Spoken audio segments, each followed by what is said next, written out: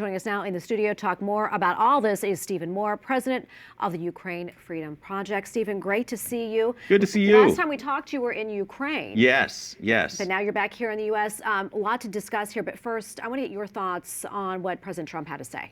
Yeah, well, listen, I listened to him very carefully, and some of the things that some of the information he's getting is not accurate. He needs to go to Ukraine and see what's going on there. He had mentioned that all the destroyed cities.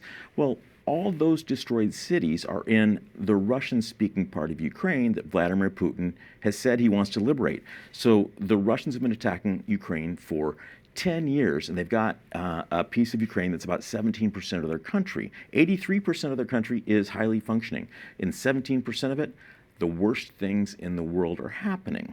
So, so as we think about how, what concessions that Ukraine could make, what we need to think about is the people. There's 3.5 million people that live in occupied Ukraine. 3 million of them are Christians.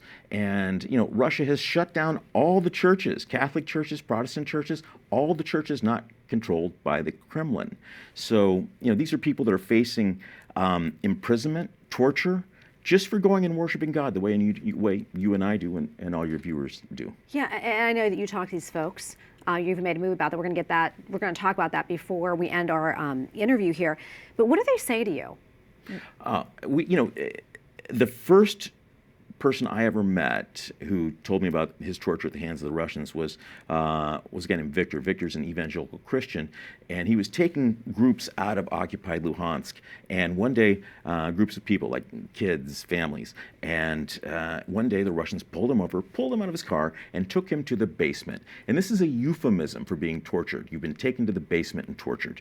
And so they tortured him for 25 days, including one day when a Russian Orthodox priest stood over him while the Russian soldier was electrocuting him with a taser, and the priest was trying to cast demons out of him because Victor is an evangelical Christian. That's so hard to imagine. So hard to imagine. Do you think, jumping off of that and talking about the people in Ukraine, what do you think they're thinking right now about these talks that are taking place between Russia and the United States and a possibility of peace? Do you think they think that's possible? Well, I think that if you're Ukrainian, you're not liking the way it's going because, some would say Ukraine has a stake in this outcome, and yet they're not in these peace talks in Saudi Arabia. So, and it's just not going to work. You can't have two parties at war and then not include one party in the negotiations for peace. Let's remember, Russia is the bad guy here. They came in.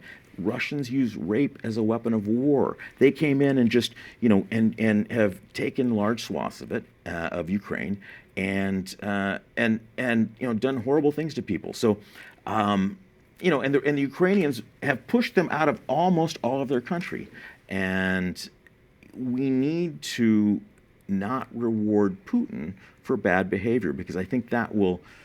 Xi Jinping is watching this. Iran is watching this. Kim Jong-un is watching this, and are they going to see? Oh yeah, I can get away with it here too. So I think that's what we have to be cautious about. Okay. Do you think it will end the war? Yeah. Well, it'll end probably sometime by the end of the year, I think. But it's not going to go as quickly as people think. Okay, and we started talking about the movie in the beginning. Let's wrap it up, put a button on it there.